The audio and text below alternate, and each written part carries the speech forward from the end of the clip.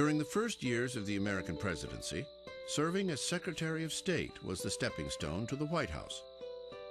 Thomas Jefferson, James Madison, and James Monroe had blazed that trail. In 1824, John Quincy Adams stood to follow. But in this historic election year, other ambitious men wanted the job. You have a Treasury Secretary, William Crawford. Got a Secretary of War, John C. Calhoun. In Congress, you have the Speaker of the House, Henry Clay. And there's also a rising national hero, Andrew Jackson, the victor of New Orleans, Old Hickory. Tremendously popular, very, very popular. Significantly, 1824 was the first election in which states began to count the popular vote in presidential elections. This meant that a national candidate could accurately measure his popularity with the common man. In 1824, Andrew Jackson was the clear choice of the people. But the presidency was still directly decided by the Electoral College, and that race was too close to call. The way the four of them finish in the Electoral College is Andrew Jackson is first, John Quincy Adams is second, William Crawford is third, and Henry Clay is fourth. But Andrew Jackson does not get a majority of the electoral votes. Now, according to the Constitution, the top three go to the House of Representatives, which must pick among them. So Clay is dropped. But of course, Clay is the Speaker of the House of Representatives. The unknown quantity in this election is Henry Clay. Then William Crawford had a stroke. So the contest came down to two men, Adams versus Jackson, with Henry Clay presiding from the pulpit of the House of Representatives. Clearly, some deal was made. The House picks John Quincy Adams on the first ballot, and John Quincy Adams picks Henry Clay as his Secretary of State. Now, Andrew Jackson screams bloody murder at this, and he says this is a corrupt bargain. It is a scandal. It is a scandal. And John Quincy Adams enters office under this terrible cloud of this corrupt bargain. Shortly after his election, John Quincy Adams received a note from his father. It said, "No man who ever held the office of president would congratulate a friend upon obtaining it." Number 6, John Quincy Adams, Democratic Republican, 1825 to 1829, 57 years old, from Massachusetts. Adams came into office with many lofty goals. He wanted Americans to explore the Western territories. He wanted to fund public education. He promoted scientific advancement and discovery. And he proposed vast internal improvements, such as roads and canals across the nation. Now, the problem is he doesn't get to do any of it because the politics of his term are just so rancid, and he is so unable to manage them. Before the oath of office had fully passed his lips, Congress began thwarting everything Adams wanted to do. This would haunt his presidency and leave Adams with few accomplishments. I think it's fair to say that the Jackson followers in both the House and the Senate wage a war of obstructionism in the 4 years that follow. And so it's a very ill-fated presidency. Adams' personality did nothing to help his presidential agenda. Yes, he was the son of a founding father and acutely aware of it. But he was also his father's son. John Quincy Adams tends to be somebody with a very strong self-righteous streak. Adams was physically short, pudgy, and stubborn like his father. And like Lyndon Johnson, he was a skinny dipper, although Adams took his morning swim in the Potomac River. He was also the first president to wear long trousers instead of knee breeches.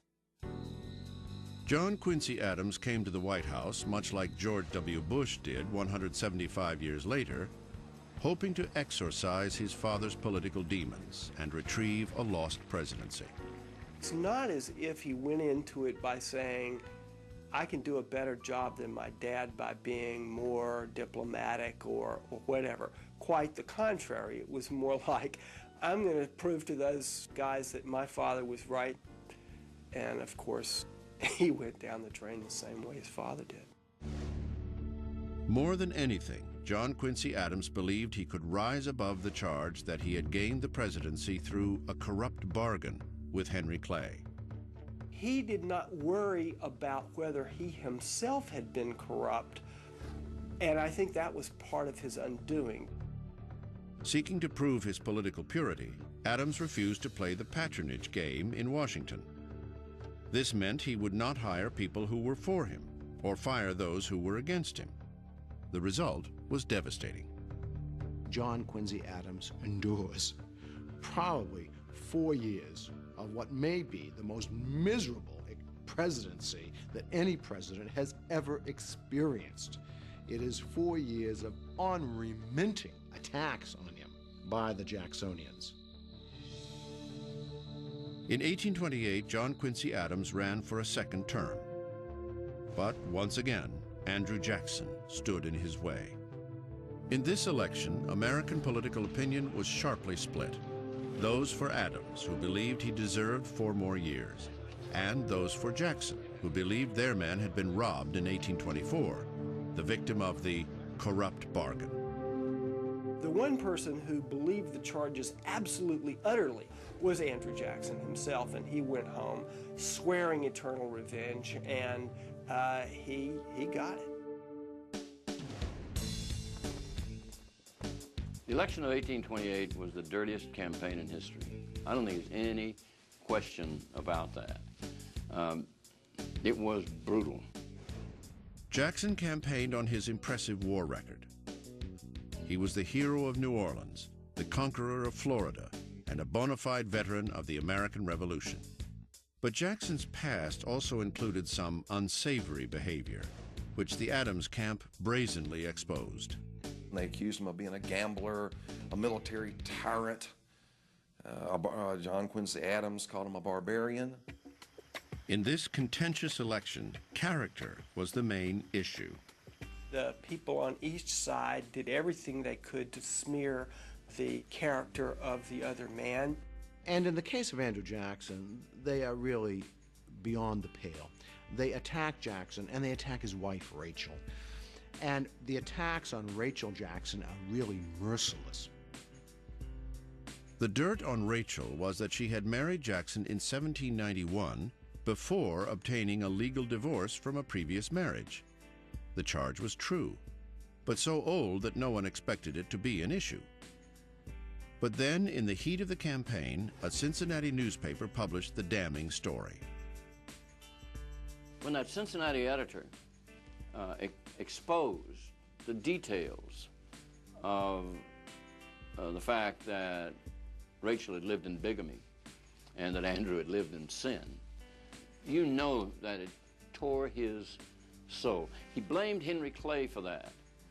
Henry Clay was a close friend of the editor, and while Clay denied it, Jackson never believed the denial. So he despised Clay for the corrupt bargain, but came to despise him even more because of that attack on his wife. The Jackson people responded with equally outrageous charges against Adams. They would reply that he lived with his wife before they were married. He provided a young American virgin for the pleasure of a Russian czar. He bought a pool table for gambling devices, broke the Sabbath. Important issues concerning government were ignored. Instead, campaign rhetoric focused on the personal lives and character flaws of the candidates. What kind of a human being do you want to be in the White House? Do you want somebody whose wife is a whore, which is essentially what they accused Mrs. Jackson of being? Or do you want somebody who pimped for the Tsar of Russia, which is what they said that Adams had done? I have to say this. The things that the Adams people said about Jackson were mainly true. The things that the Jackson people said about Adams were lies. In this election, the truth hardly mattered. Jackson's popularity with the common man proved to be overwhelming, and he won in a landslide. But the joy of victory didn't last. In December 1828, after buying her inaugural gown, Rachel Jackson died, suddenly, of a heart attack. She was 61 years old. This was a cruel blow to Jackson, and it would shape his presidency. Andrew Jackson is reputed to have remarked on the occasion of her death that he did, in fact, forgive all those who had attacked him personally, but that he would never forgive those who had attacked his wife.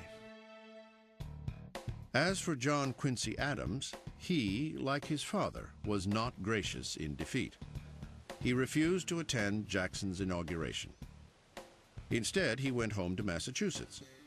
2 years later, Adams was elected to the House of Representatives, becoming the only former U.S. president to do so. In this role, Adams would be an outspoken congressional leader in the fight against slavery. That work, not his presidency, would become his greatest legacy. John Quincy Adams is the first president to have his photograph taken. He sat for this photo in 1843.